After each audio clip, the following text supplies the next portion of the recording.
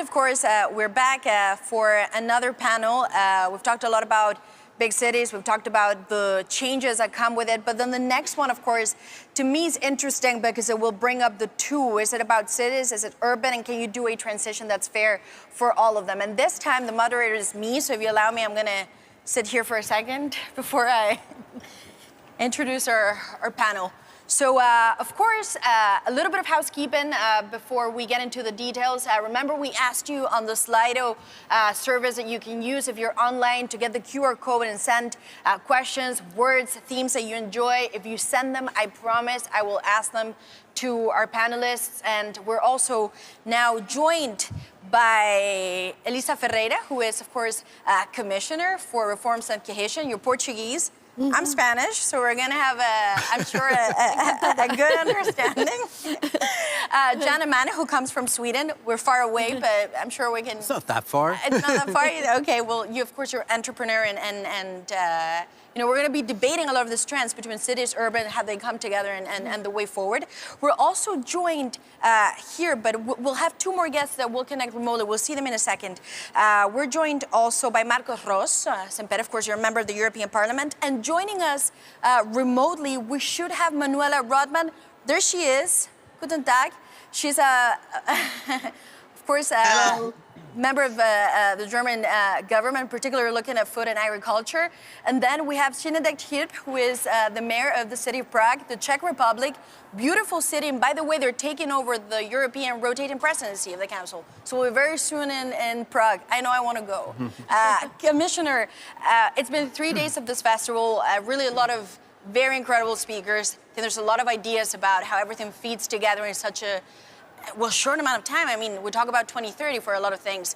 What do you take away from this? And essentially, what is the message that the Commission wants to send in order to really get this Bauhaus going?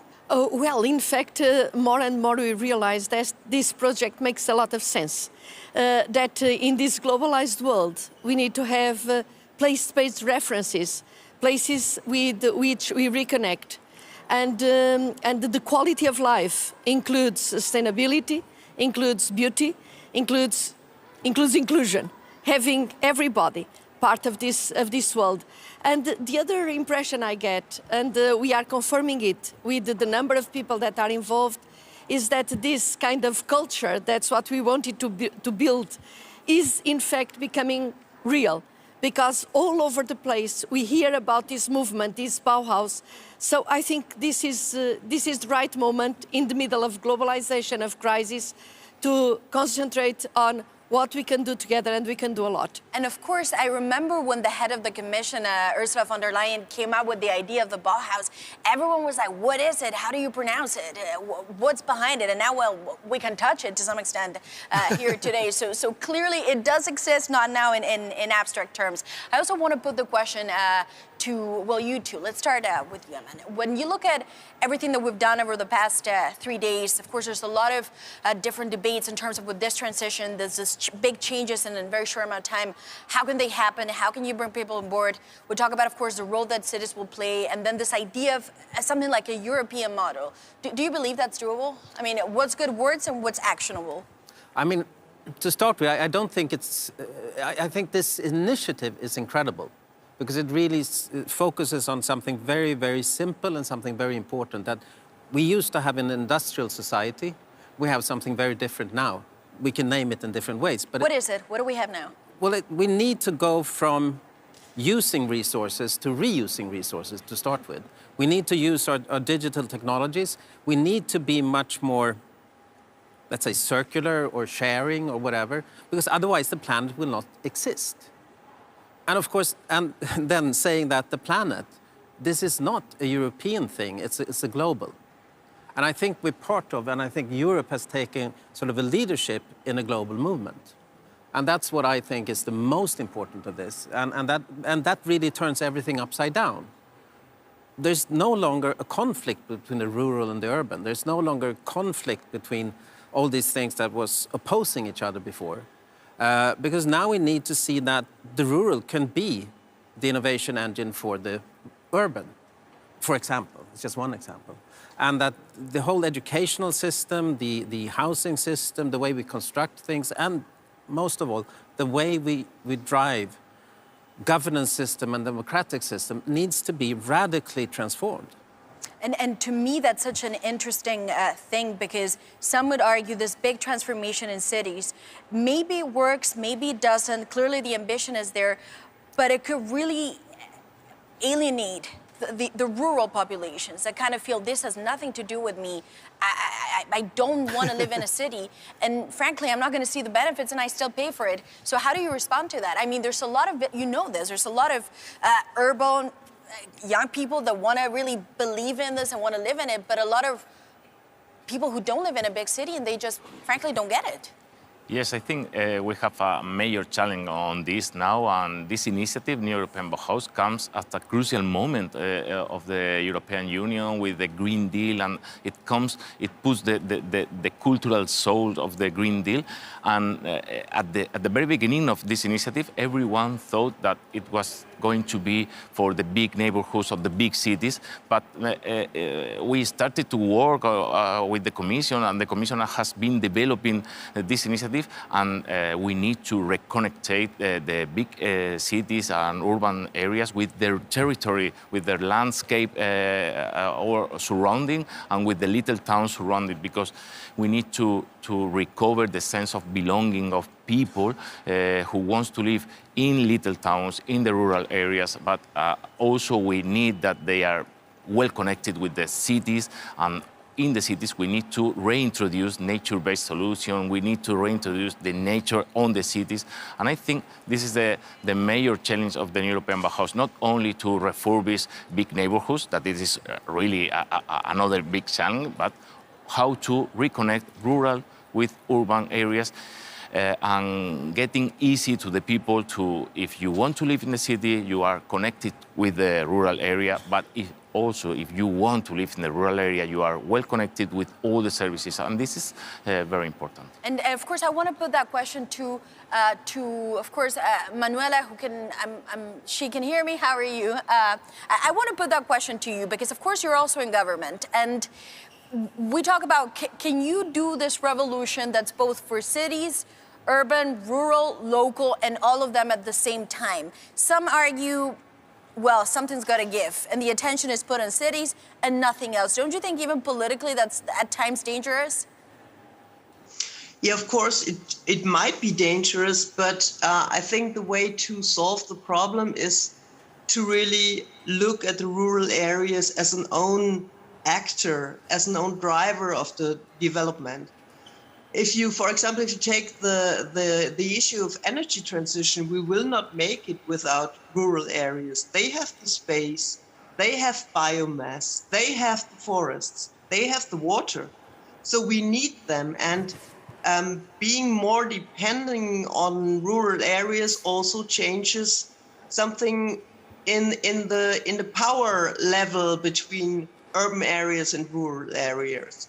So I think it's important to make sure that they get their share of the development, that they don't feel like being colonized for urban needs, but they being an actor that drives the development. And there we have problems. We have administrations that are small in the rural areas that do not have access to research or to certain skills, that sometimes feel inferior if they want to cooperate with urban areas, and they don't have housing companies, they don't have big companies for public services. So I think one solution is to build up the skills and their ability to be a strong player in that development. And of course, in a country like Germany, that's not necessarily easy because this is a huge country with, of course, big industrial hubs, big cities, and then perhaps even, and I think this speaks to volumes to the rest of European smaller towns, that they feel, the conversation doesn't really focus on them. But I want to now, let's move with the Mayor of Prague, because you're in a city, you lead this renovation, this transformation from a city. How do you work with the rural areas around the city of Prague to make sure that this is not just one hub based in the city, but the benefits of that investment kind of have a bigger repercussion around it. How can you actually do that? Well, thank you very much for that question, because this is actually always a challenge. The fact is that I am the mayor of Prague, but we, of course, do have a sort of area around the Prague which needs to be in very, very close contact with us, although it is formally a different administration area. That is a simple fact, and we are fighting with that for quite a long time. And also the fact that the regional and municipal elections in Czech Republic, for example, are not happening at the same time is definitely a thing that makes these even more complicated. However, yes, we are trying to cooperate together to make this happen, although there are two different administrative subjects, to cooperate together to make the life better for both the citizens of Prague and also the citizens of the municipalities around who are using the infrastructure of Prague for either work or also for the cultural events or also for schools and so on. And I have to say that during the refugee crisis we are now having here in Prague and Czech Republic, this is even more challenging. But yes, for example, we have this project of the new Philharmonia Hall. This is something where we made an architectural competition, an international one. A lot of projects came in. We selected the best one by Bjarke Ingels Group. And we are starting the construction in 2027. And we are focusing to stick into the principles and goals of new European Bauhaus here, because it should be for everyone, not just for the citizens of Prague, but also, of course, for the other regions. And it also should be sustainable, it should be nice, and also it should include everyone, because, for example, this building, this project was selected among the others because it allows everyone to enjoy the building, although if you are not going inside because you are not exactly a fan of classical music. So we're trying to do this, but it is challenging for sure. So that culture just doesn't belong to cities. I think that from this first round of questions, kind of the theme that I have from all of you is stop pitting cities against rural areas. They can actually coexist. Don't be so negative on it. And you want to add something? I think it's important to see that we live in an incredible historical moment. Mm-hmm. We live with the tradition of, let's say, Baudelaire, Le Corbusier, Dickens, whatever, Huysmans, everyone that built sort of the myth of the big city. Mm-hmm. And I've actually been part of it too. And then we had, in the 90s, and we had the urbanization of, let's say, China or Asia. But what we learned through the pandemic is that we now have the technology where it's completely blurred to look between cities and the rural. Yeah. And that completely transformed the way we have to look at things. So what's going to happen now, I think, is that the rural is going to move into the urban, which means that it will transform our cities completely. And we need to. Otherwise, we're not bad. We're not good. And I love that concept. So if I understood correctly, what you're saying is not only they oppose each other, but given what we're seeing in terms of the huge transformations that go beyond cities, perhaps even the fact that after the experience of the pandemic, we've seen that the lines perhaps are a little bit fictional. You know, they're in your head. Mobility is easier than we think. That in fact they're going to converge. Is that exactly? Because I mean, we've been actually looking at these kinds of studies on the city of Umeå in Sweden, where we found out that two old European highways are no longer used as highways, so we can transform them into a sort of rural areas, rural labs, let's say, in the middle of the cities, which brings us away from the grid, from the urban grid, let's say Manhattan. and it brings us way beyond the car, where we can use contemporary technologies, where we can use the idea of sharing and circularity, and suddenly we have a new kind of a city, which would be wonderful. So it's not that the city is gone, but the rural is the innovation engine. Do you agree with that? I mean, it's quite a bold statement. Completely. I think one important issue that we have got to debate as a community is in fact this concept of development, because for a long time cities became the core of the strategy. If you disregard the surrounding spaces and rural spaces and the other smaller towns, progressively you have massive brain drain. And the quality of life in the cities is completely killed, because you have agglomeration costs, you have pollution, you spend all your life going from the surroundings to the center of the town. So having a rebalance in growth with bigger poles and smaller poles in harmony, recognizing the functional roles of each of the cities or villages is in itself has got to be absorbed by these people that take decisions as a more sustainable and balanced and a more qualified way of living. So not only the rural has got to go into cities, and when we support now, and we have exactly a program to support this development of new concepts of urban areas, they necessarily have to include elements from rural, because people need it for their balance, for their psychological balance. And we saw it during COVID, how much you need a public space, how much you need breathing space in the city.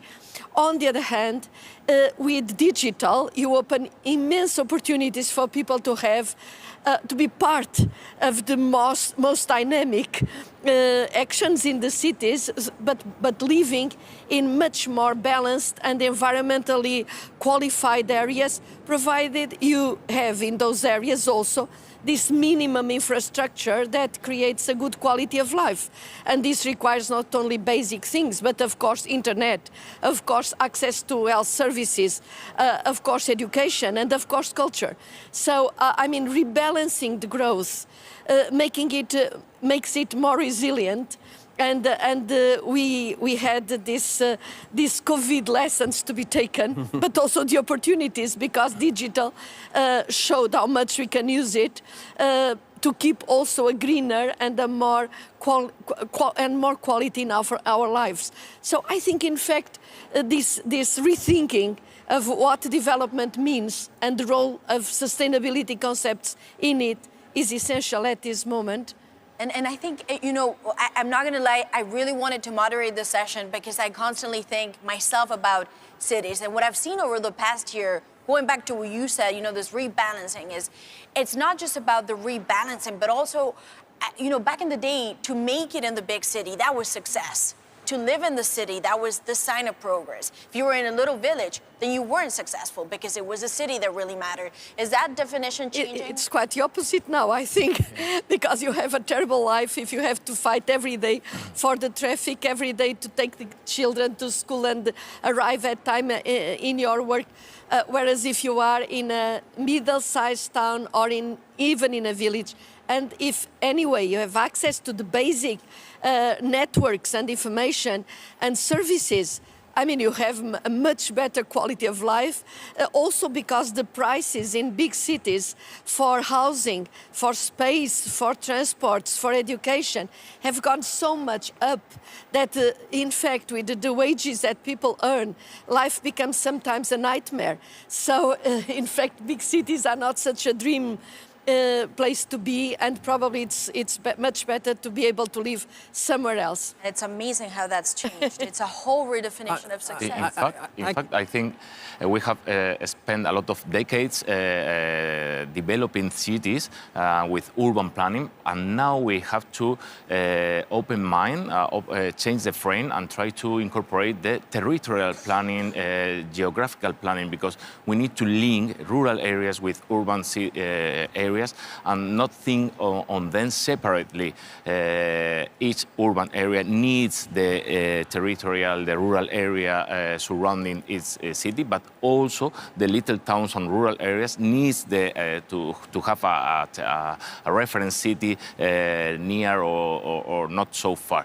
And we need to rebalance between them, and we need also, the most important thing is to reconnect. We need to reconnect the nature on the cities, inside the cities. We need, Commissioner has said, we need nature inside the cities because sometimes we need to clean air, is psychological, healthy, but also we need to have the possibility to take our bicycle or our foot or other transport and go to the rural area, not spending much time. It has to be necessarily well linked because now we have big infrastructure surrounding all the cities that makes so difficult. You are inside, and now you are inside here in the middle of Brussels, and you want to go to the rural area. Imagine walking. You cannot. You have motorways, a train, and we have to try to shoe the rural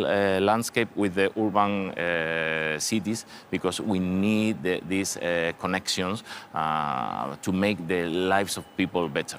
And I know you want to say something about Yes. citizen success. I know you want to do it. Exactly. No, but I think, to me, having moved... We have the mayor of Prague, so let's also be fair on that. I love Prague, by the way. But it's a beautiful city. But I mean, having worked with cities for all my life and being one of these urban guys, when moving up to this little village up north in Duved, I realized so many things. I mean, as a human need is to be, let's say, productive, to have an idea why do we do things, how do we live, and what you can do in a little village, as we do and try, is to prototype. It's to say, okay, they're building boring buildings in Right. boring administrative ways. Let's do it in a different way, and it's not so costly. The educational system has become also very sort of administrative. And so we had different universities calling us saying that, well, we want to come because our students should have that connection between doing and learning. So they moved their studios not as an organization. And that's also, again, a digital effect because they can do it both they don't need the house. They don't need the building to run education. And that's an amazing thing. And that's a way where I think things are being, as we said before, turned upside down. And the rural can pave the way for it and then bring that back into the city. So I was speaking to the dean of the School of Economics in Stockholm, and I said, my God, this is like, it's really flipping things. Because it really does. And when you start to think about it, it's like, because we just started, Helene, who's back there, and me, and it was, let's do this, let's do that, let's do that. And then suddenly the players came, even the political players, because then you can start saying that, well, the democratic system as it is now, the civil servant with an extremely strong power, too strong a power, because you need to connect that with the citizens. And then people get like, okay, I'm part of this. So that's basically what it is. And I think that's starting a global movement, and that's going to change things. And that's what I think that the new European Bauhaus really is about. And actually, given everything that we've talked, has anyone here in the audience thought over the past year that they want to ditch the city to go somewhere perhaps a little bit more rural? Did anyone think about it? You did? I know I have. Well, and let's just, this little break, I'm also going to go into the online audience that's watching this. And again, reminder that you can also participate with the Slido. What does a European Bauhaus mean for you? Send those keywords because they will come up here, I promise you, with the QR code. And then I will try to put in those questions to our panelists. And now let's go back. Oh, there you go. That's the QR code that you need. Now let's go back with Manuela Rothman because, well, you're in Germany. We talked about it. In size is a huge country. There's a lot of huge cities, but also a lot of middle-sized countries too. And what I've noticed, and I covered the German election in the last summer, is that there's also this idea of like rebalancing and like going greener and perhaps concepts that again, German cities are obsessed with anything that comes from like a bio market in the middle of nowhere. So I wonder, is it actually an opportunity to create new industries very much related to food and agriculture that bring back perhaps the local farmers or local aspect to this, perhaps not depend so much on another countries, other mass agriculture systems that we've used until now? Yeah, we have a strong debate on that. I think all over the European Union, but especially also in Germany. We made some ways of industrialization, agriculture, and also food production in the recent decennies, and this made us depending on imports of pesticides, on imports of things you need for agricultural production. And we lost, especially on the rural areas, we lost things you need to create regional circles of production and consumption, like slaughterhouses or like other places where you make from the agricultural product, you make food. We lost that. This grew always bigger and bigger and bigger. We have industrial slaughtering in Germany, where they slaughter thousands of animals in one day, but we don't have the infrastructure anymore to keep the money on a local level. So this is something we discuss in a very intense way. How can we go back to smaller structures? Of course, you have always the fight against economies of scale. Yeah, make it bigger, it will be cheaper. But this has other costs. It has ecological costs. It has costs for the animals. It has costs for the rural areas who lose values.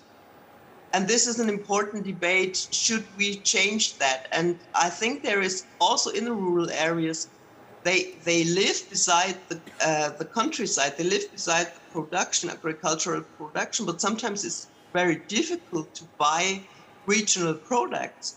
Even more difficult in rural areas that are plugged with big supermarkets, and easier in urban areas. So how can we recreate that link between production and consumption? How can we offer more experience with which seasons have the products? When can I really buy strawberries, and when do they come from glass houses and it's stupid to buy them? This is a debate we have in a really strong way. We are in certain kind of products. We are very depending on imports in Germany, for example, fruits that come from the south of Europe mainly. And so we discussed that very strongly. I don't want to be too nostalgic, because we have other developments that threaten that idea. For example, if you go into energy transition, into renewables, you need a lot of space also for renewable energy plants like wind energy or solar energy. And so the conflict between land use for agriculture and land use for energy production will grow. Probably the prices for soil will grow and will make it more difficult. So there are conflict that we need to moderate. But on the other side, they might give us the chance to change some things we did always the same way in the last years, and then we were sorry for losing our farmers and didn't change anything. And can I ask you, of course, over the past 2 years, we had the huge shock of COVID. Now, unfortunately, the war in Ukraine, which has a huge implication for food security, does it make you now kind of go, well, rural areas, protecting these markets, investing in them, it's not just about we have to invest in them because we need that cohesion between the urban and the cities, but actually it is fundamental. It's a fundamental aspect of a country's sovereignty and security. I think so. I think in the latest months, the war in the Ukraine and the debate on food security really put the focus on what is existential, what is fundamental for surviving, for living. And this is water, this is food, this is also energy, energy independence, energy security.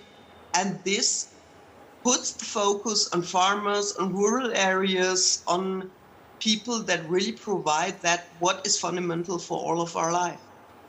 Well, thank you so much for that. And let's go to the mayor of Prague, because we talked about for 10 minutes why we kind of feel like we want to leave the city and we want to go to a rural area. So now tell me, why should we be in the city? I want to give you also a fair chance. It's not about leaving the city, but why do we want to stay in the city? Why is it a good opportunity? And yours is beautiful, so it's easy. Well, that's a good chance to sell Prague, but but I have to say it's quite hard for me to react on this question because each of the panelists actually opens or touches at least various other topics that I would like to react on. But however, the fact is that I believe that the process of the urbanization is unstoppable. And if I take it from my personal case, to say so, because I was not born in Prague, I was born in a rather small city. Oh, so he now says I'm not a city person. Trust me. Yeah, but the point is that my granddad lived as a miller in a small village. My dad lived as an architect in a, I would say, regional city, and right now I'm the mayor of a capital city. And this process, I believe, depicts of the fact that the urbanization change is somewhat unstoppable, because the people will simply continue to move into bigger towns and cities. And this is certainly a challenge, at least a challenge. I might say also a problem.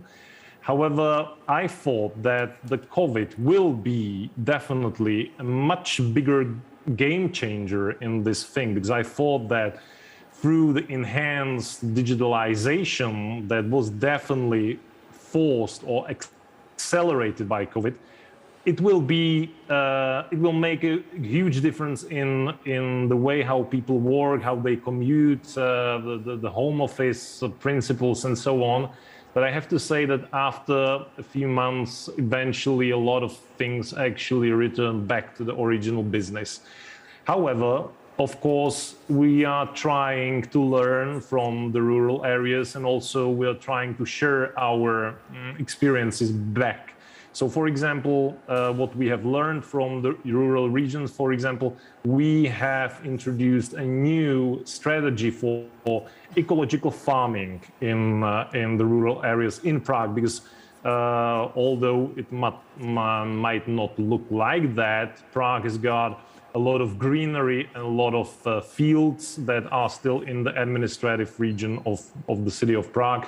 So this is something what we take from the rural areas into the city. And otherwise, we are also sharing some experience with the sustainability, and our climate plan could serve as an inspiration also for other smaller cities, because in Czech Republic, the smaller cities are rather more conservative, whereas the bigger cities are rather more liberal. I believe that this is the case also in other countries.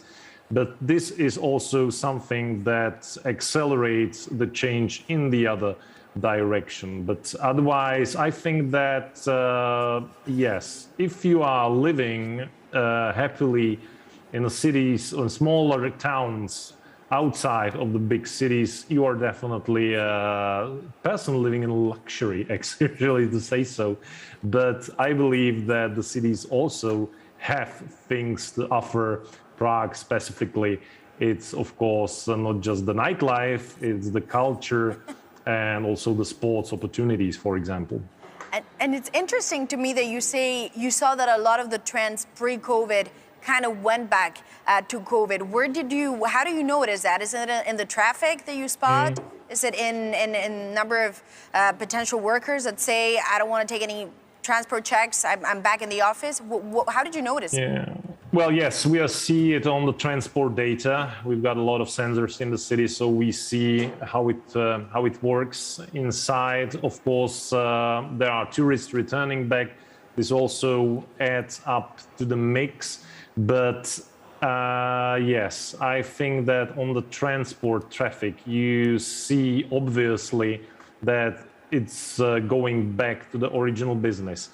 We are trying to do our best against that. For example, I have decided to have a hybrid city meeting of the city council. Okay. That means that I'm connected online to the city council meeting, and I'm ready to keep that as long as possible, although it is not met by very welcoming attitude by all the city council members. But this shows something, and that is that although you try to be an example of how to support the home office and limit, for example, the commuting and so on, and limit the transport traffic in the city, it's simply there is a strong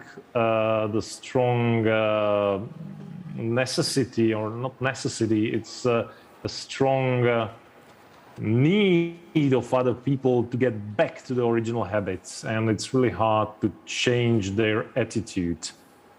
Well, thanks for that. And you mentioned something that I want to, given that we have Commissioner Ferreira here, who of course is from Portugal, of course you come from Spain, that I believe is the third most visited country in the world with the latest stages that came out. The Mayor of Prague said something very interesting. He said a lot of people want to come to the cities because they're nice, they're beautiful, you have the restaurants and nightlives. But I wonder, when you look at, forget about the COVID years, but when you look at the pre-COVID, there was this idea almost taking hold that cities were really being exploded by tourism, that this is mass consumption, that all of this goes against everything that we're saying and kind of sustainable. Let's be conscious of the decisions that we made.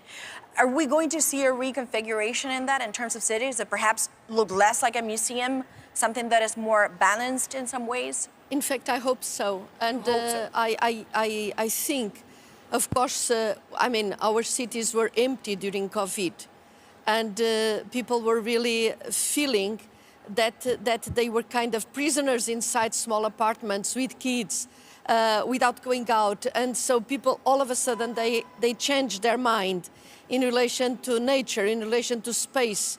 And this proximity created the sense of being almost claustrophobic. So I think when we go back to a more normal kind of situation, of course, the traffic will increase, everything, as the mayor of Prague was saying. Although I was in Prague 2 weeks ago with the mayor, a very pleasant meeting, and Prague was really even more beautiful because it was not overcrowded with all those tourists that usually are there. But anyway, what my feeling is that at the same time, a lot of people, namely young people and professionals, are reflecting, and we see small cities, small centers, cities and villages, all of a sudden renewing. And I speak with a lot of mayors, and mayors from small cities are saying, well, now I have a very strong demand for housing, for young people want to come. This is not a generalized movement, and probably it is not yet felt at the level of the traffic in the big city.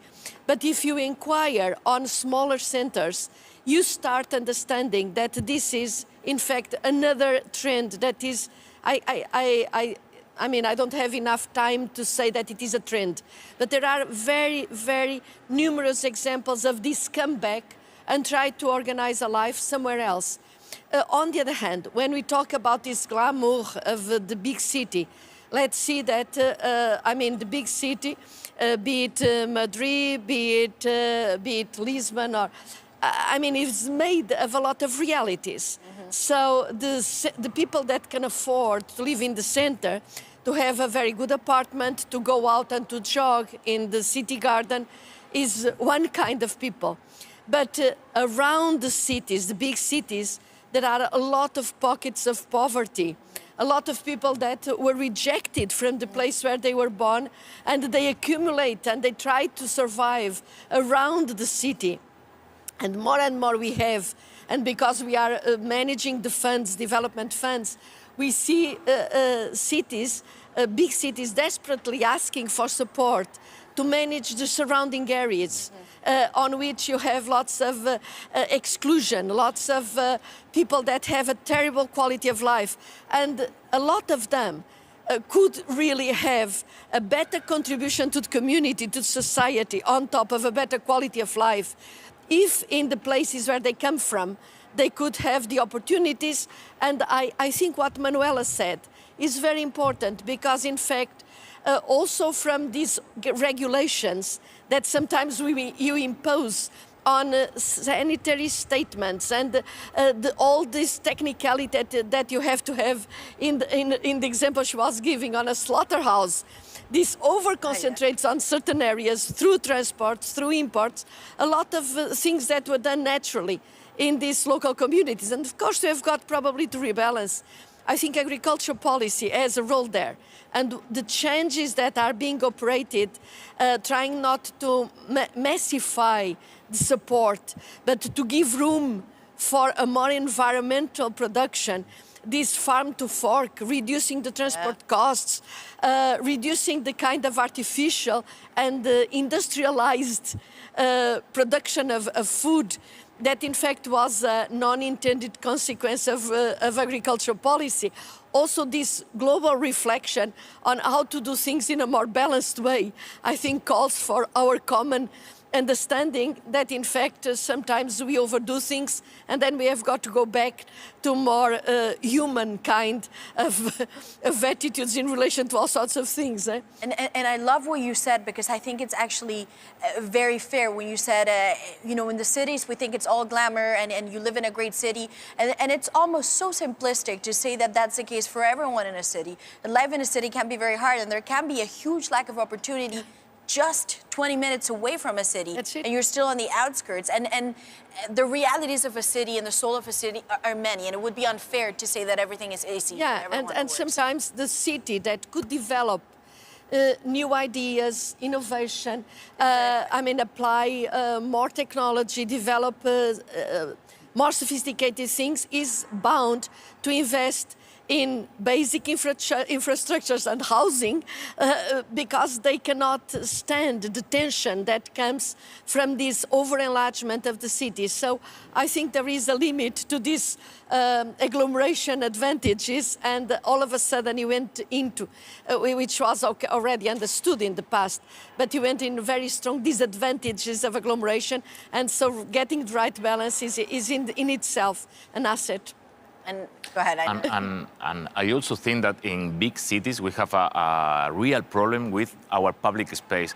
Along the past centuries, the human beings on the cities, we have gained the public space for everyone to make public relations, personal relations. But over the past 5 decades, we have given the public space to cars, to infrastructures, and also to restaurants, bars, that they occupy the public space. And if you want to spend time on the public space, you have to be or even in your car or even paying for consumption. And now with the pandemic, we have been all the public space with no cars, no restaurants, no bars. At the first time after the lockdown, when you allowed people to go on the street, every part of the street were taken by the people to talk, to play, children's playing, and we need to make a recovery of this public space for children to play, for children to be educated on the public, on the air, for personal relations, for sports, and not only the public space being to paying for use public space, because public space is for everyone. But now we have privatized the majority of the time and of the areas. And then if we reduce the amount of vehicles and infrastructure, we will have two benefits. From one side, the climate benefits, and we are working all the strategies, we are working on this. But on the other side, we will have more public space to have better relations, and we can incorporate rural nature in this public space. So you have your private space at your home, and when you go to the street, you don't find only pollution, only cars, only noise. You try to find a well-being city, a different city in which you can make relations, personal relations, social relations, sports relations, every kind of relation. And this is a very important thing to try to get equally different neighborhoods, because if all the neighborhoods, or including surroundings, they have a high quality public space, they will be benefited from living in the city and not excluded from living in the city. But when you say every neighborhood has to have the same opportunity, it's clear that it's a money problem too, and some are very underfunded. How do you change that? Because you step out into Brussels, you walk from one place to another in 10 minutes, the differences or times are huge. A postcode can really change things for people. So how do you, to go back to this point, cities are not one block, there's many realities within it. How do you rebalance it then? We talk about the rebalance between rural and urban, so within the city, how do you rebalance it too? Yes, I think this is a major challenge now, in which we have to try to rebalance the living in the center or in the high quality neighborhoods between the low quality neighborhoods.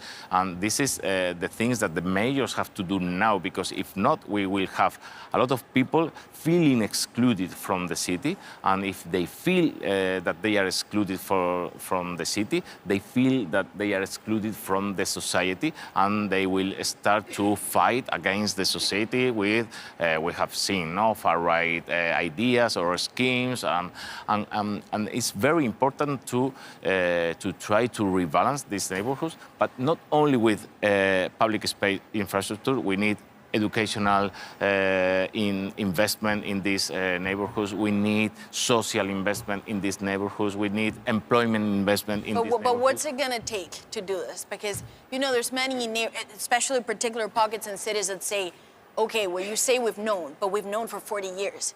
Nothing has changed. How can we improve it? Is it a lack of investing? Is it perhaps that companies are too concentrated in headquarters that don't trickle down anything? Like what's it going to take?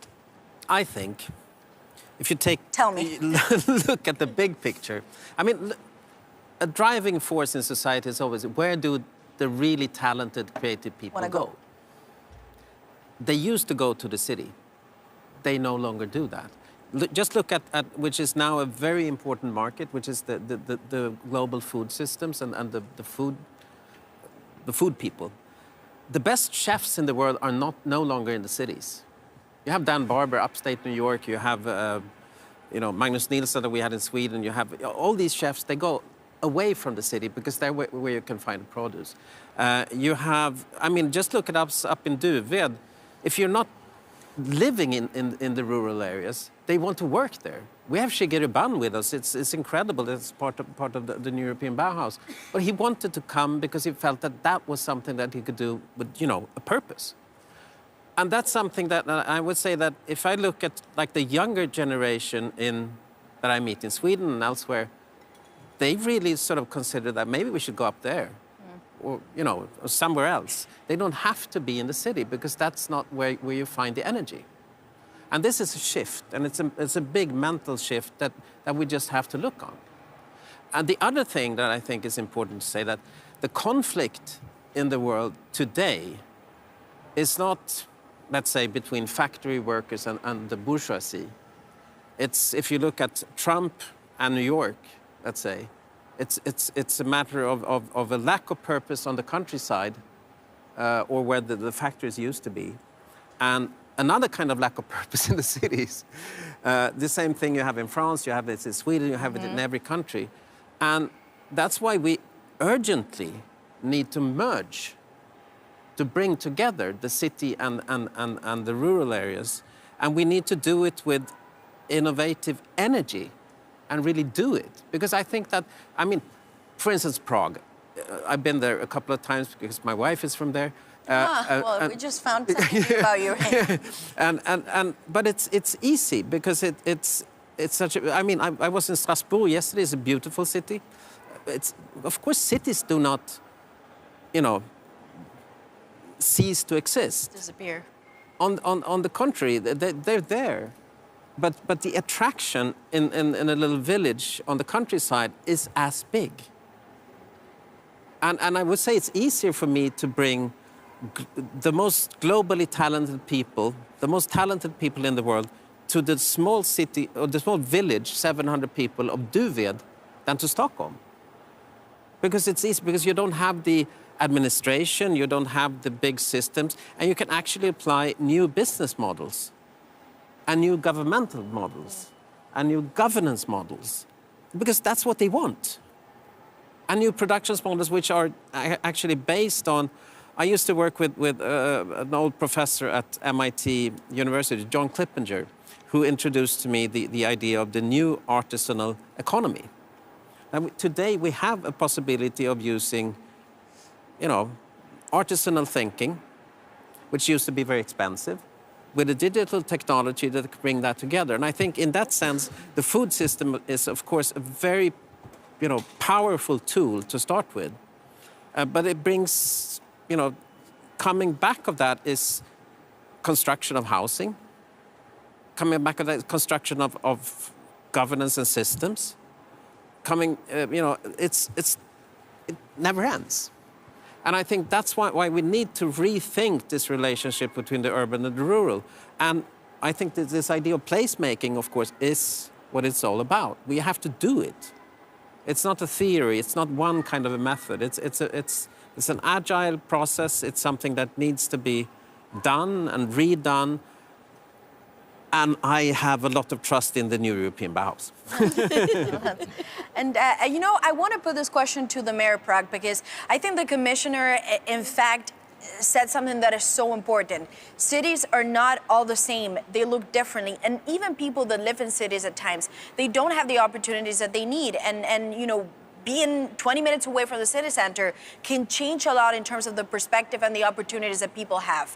Do you get the impression, Mr. Mayor, that before you can export perhaps stuff to rural or rebalance the relationship with the rural, first you need to kind of fix cities, that there is still a serious perhaps problem of fair, equal for everyone, regardless of the postcode in a city, that first you need to equalize cities, and then you can talk about rebalancing with other populations, urban and so on spaces? Sure, that is also a huge challenge in the cities. It's addressed by a concept called 15-minute city, or city of short distances. And this is essentially work with the data about the location of the various services that need to be in this 15-minute distance from everyone, basically. So this is something that we are working on currently. We're working on a new urban plan that will enable us to introduce this concept.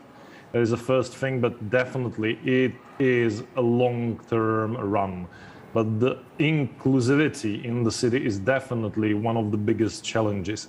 However, the problem that actually Marcos mentioned, the point is that also it's a job of the mayors to do the public spaces more attractive and to make them for everyone. But this also means that you will make the city even more attractive. And that in turn means that the housing cost actually in the city or in that area that you will make more attractive will actually rise, which actually creates another problem. So the cities and the sustainability of the cities is, of course, full of challenges. However, I think that one of the good things, for example, are the plans to introduce the high-speed railways in Czech Republic, which means that some of the regional centers will actually will get more closer to Prague, and that means this will push the housing costs a little bit down, because the travel time from these regional centers to Prague will take approximately the same time as now from somewhat suburban area around Prague into the city center. So this will also help, but still, this will be one of the biggest challenges, the inclusivity in the cities. And Commissioner, how important is it, cohesion, inclusivity, how key is it? Because throughout the entire morning we talked about all of this sounds great on paper, but if people don't want it, or they don't believe it, or they don't see the benefits of it, it's not going to work. Are there any lessons that perhaps you've drawn from other attempts that didn't succeed to now say, well, inclusivity may be the key to make it work? Well, in fact, the task I have is to manage and to try to stimulate the convergence, because as Marcus was saying before, it is obvious that if people are abandoned, they feel abandoned, they are against the system. The system does, the system doesn't do anything for them, so they are against it. And this creates not only a lot of energy becomes idle in the society, but other consequences like brain drain, like aging of certain communities, abandoning beautiful places where you could have a living. So what I think at this moment is important is, in fact, of course, we have funds. This is taxpayers' money. And the discussion I'm having with the different member states is, in fact, how to use that money in order to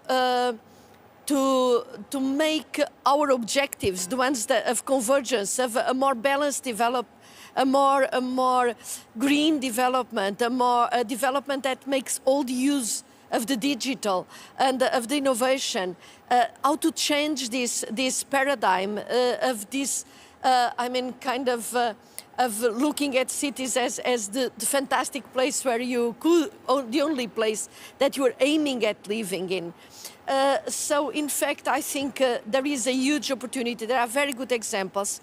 We see certain countries that manage to develop in a multipolar, in a more balanced way. But very often... What's a good example? I know that you're a commission for everyone, but are there any names, cities in particular that you can say, this worked, this was not good? Really. What I think is, okay, I'm not going to name Play and favorites. shame, but I think when we are talking about New European Bauhaus as a movement, this is changing the mindset of everybody and changing the mindset of politicians. Because then the actual thing is declined in a lot of details. Where you set the boundaries, and there was this discussion, you are responsible for Prague or also for the surrounding metropolitan area. You are only responsible for Lisbon or for Vilnius, or you are also responsible for the surrounding area. And at the central level, how do you see the role of this balanced development? Or in fact, the lobbying capacity and the idea that if you want your country to be capable of competing across Europe and in a globalized world, you have to concentrate all the money and all the assets in the top performing area, and then you concentrate in the capital. And this is happening in a lot of countries.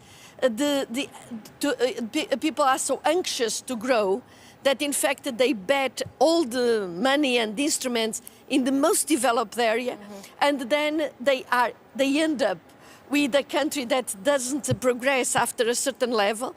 And you can look at, we just published a report in which we understand that in fact when you start by doing infrastructures, you have this boom of growth. But then when it becomes necessary to concentrate more on value added, on innovation, on more sophisticated things, if your economy and your territory is not balanced, then you may have a very strong pull, but the rest of the country doesn't come in, it doesn't develop, it is stopped. And we have regions in Europe that are absolutely stagnant. And if you are stagnant for a decade or 2 decades, then you start to, or even going downwards instead of growing, then you start questioning what the kind of life you are in. Because your kids, even if you give them the best in terms of education, then they cannot get a good job, they cannot get a good life, they cannot establish the family, more formal or more informal, that they wanted to create. And so this creates a lot of frustration. So rethinking the whole system and using the available funding in the right way, in this sense, is in itself something that we have to bring forward. And this is the reason also why the movement of the new European Bauhaus, that in fact was a brilliant idea that started with the President of the Commission and now we are all engaging in, is so exceptional, because we are calling for energies that were kind of there, but they could not make the use of all these ideas.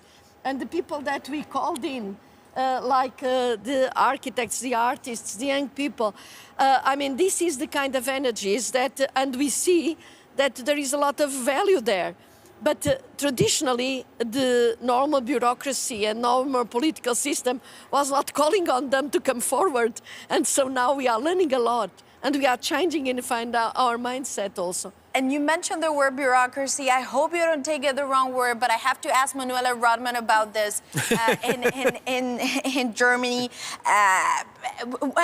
Do you feel like there really has been this shift as an elected official, that perhaps things need to change? The bureaucracy, I mean, it's 2022, maybe on your phone is better than paper, that perhaps streamlining things. Do you feel that the political class, beyond the slogan and the election campaign, now has had a mental click that things have to change? Is that something that you feel, but also your colleagues too? Do you get that impression? Oh, you're muted. I think we're having a little issue with the audio. Is she muted? I did not mute me. No, she didn't. She's saying I did not. It's been 2 years. I know how to not mute me. Go ahead. Don't put that on me.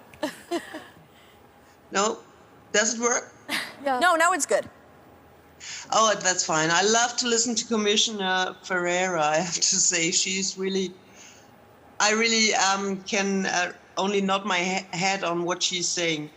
Bureaucracy is a strong issue, and to make maybe some calls for optimism, I want to talk about an example that we have now actually in this moment since 1st of June in Germany.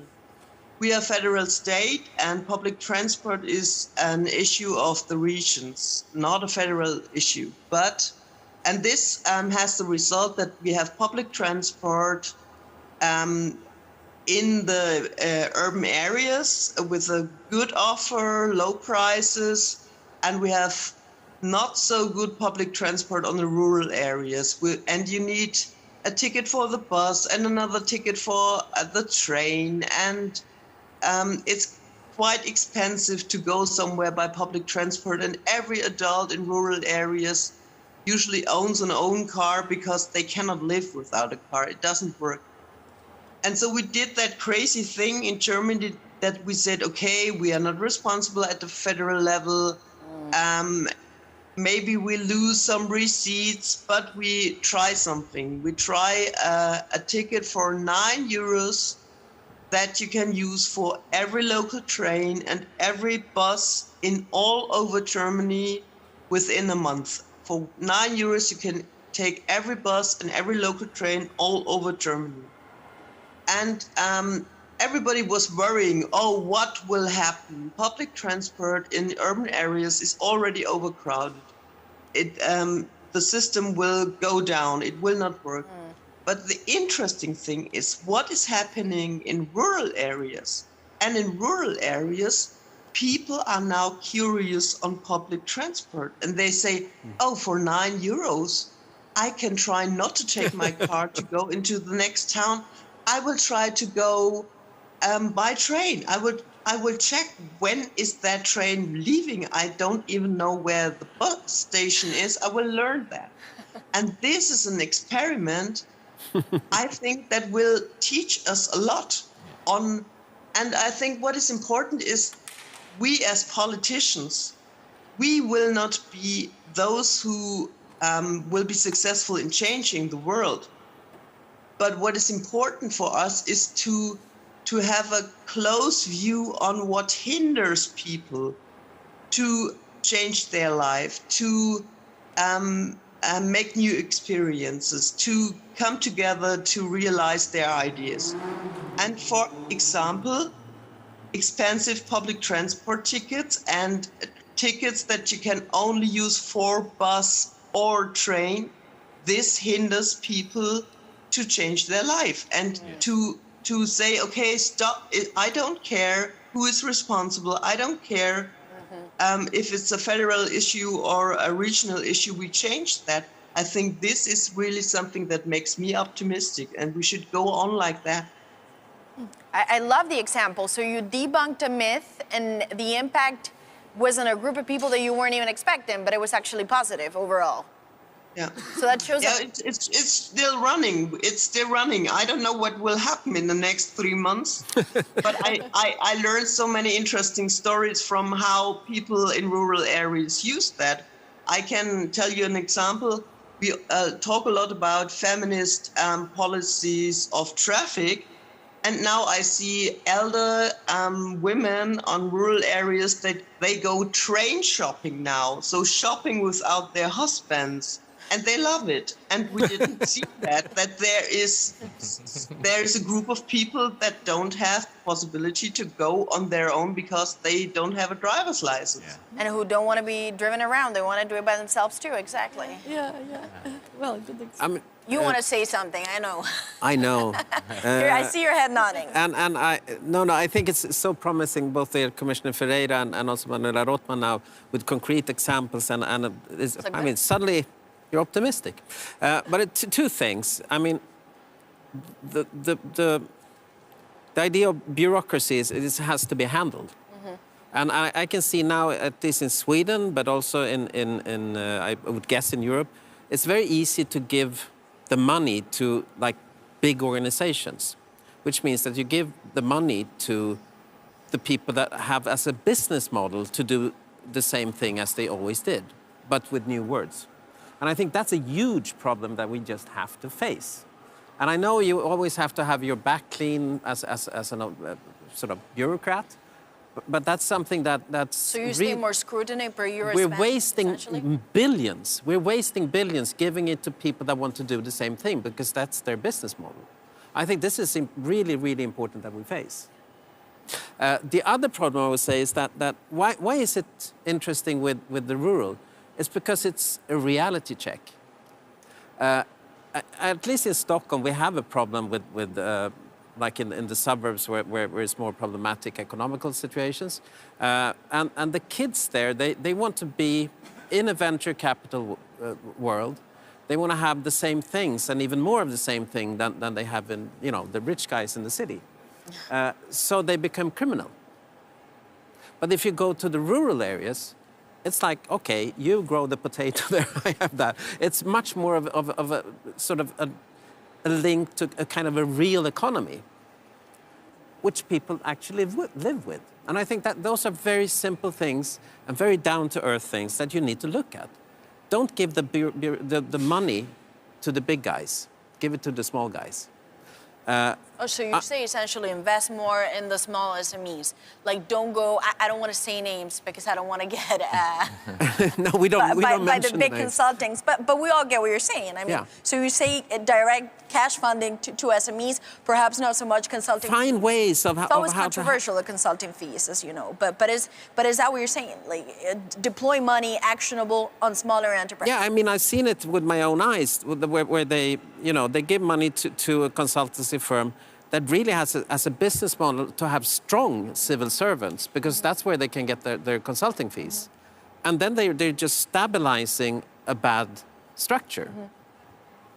I know you wanted to say. Yes, I am also very optimistic about the European Bauhaus initiative because I think it's the first time in the European Union history in which we put architecture, design, urban planning at the center of the funding policies. We have been years spending money in refurbishing buildings, but considering only technical issues, considering only energy efficiency.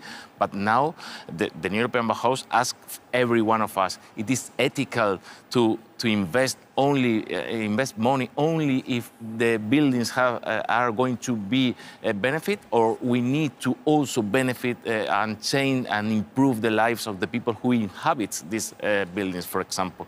And I think this is the main question of the new European Bauhaus, and I think it has to arrive not only to cities. We have been talking about rural and urban areas. We have to arrive also to rural areas. And one last thing, we have some areas of Europe in which we are losing population. For example, in Spain, we have a big problem with hundreds of towns with only 10 inhabitants and more than 65 years old, with no children born, and also dozens of towns with no inhabitants. We have lost every inhabitant. We have 50 or 70 houses with no one. And we have to rethink and we have to connect New European Bauhaus with the strategy of the population that the European Commission has. And I think I am also a little bit optimistic that the new Urban Bauhaus, with the cohesion funds and the cohesion support of the commissioner, will have to arrive to these areas, because if there is no people in these rural areas, we will not have farmers, we will not have agricultural, we will not have environment. We need to fix people in these areas and link to the cities, but not lose people from these areas. And this is I think this is the main challenge in rural terms that we have. There are big areas, Spain, France, Eastern countries, they are completely white. And empty. And we're reaching the final end of our session. I have the final question. Is the hardest one? It's to the commissioner, but putting everything together, because ultimately I think there's a thread to all of this. You know, we say cities that are overpopulated, mass consumption, some rural areas that are depleted of people, low childbirth, families that cannot make means to an end by the end of the month. We talked about everything that encompasses the Bauhaus architecture, of course, green, ecological, and all of this, but I wonder, is it also a new form of capitalism, a new form of doing a business model? Well, I think that is a difficult question, because it touches upon a lot of aspects, not only just capitalism. What is capitalism? I think society evolves in its myths and its concepts. And so I think what we are doing here is, in fact, to bring forward some realities and to put them, or to try to put them, inside our decision-making process and our common procedures. And that's why I think the character of having a movement is, and having this reflection, is in itself a value added, because things are changing. So how do we incorporate these changes in our thinking and in our decision-making process? And I would like to note, for instance, that also the reflection from the Commission is evolving around these issues. We have a long-term vision for the rural areas. It was a paper that was published that calls in for reflection on what to do with this kind of rural areas and what is their role and the role of the mid-sized cities. We have another reflection going on brain drain. We have this 8th cohesion report that analyzes what was the consequence of old cohesion policy. And this is just to feed the discussion and the debate. But I would like also to refer to two aspects marginally, probably. One of the aspects that is very important is not only the concept of politicians and everybody that has decision-making power, and we all have at different levels, but also the role of the quality of the public administration that you are referring to. And this is the reason why with the recovery and resilience plans, and also with cohesion funding, we are paying a special attention to the public administration, because sometimes we are unfair with these people. I mean, for certain countries, there was no conditions to renovate the public administration. And the challenges that we are putting on them are bigger and bigger. And they have to adapt, but they don't have time to learn. They don't have, sometimes they don't even have the capacity to learn. So changing and improving and training the public administration at the local level, at the regional level, is also an issue. We cannot just expect that without the means they can do miracles. And it is COVID, and it is the health system, and it is, everything that we are putting in, and more instruments, and more. So it's really a burden. So let's be, and by the end of the day, we call, okay, how do you control fraud? And how did the law adapt to the new realities? And then when something wrong happens, then they have got to be responsible. So let's also address the situation in its globality. My last point is about diversity, because that's why I didn't want to mention any country, because the reality in Europe is so diverse.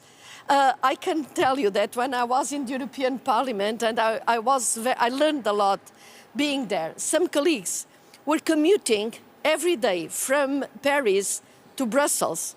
They were going and coming.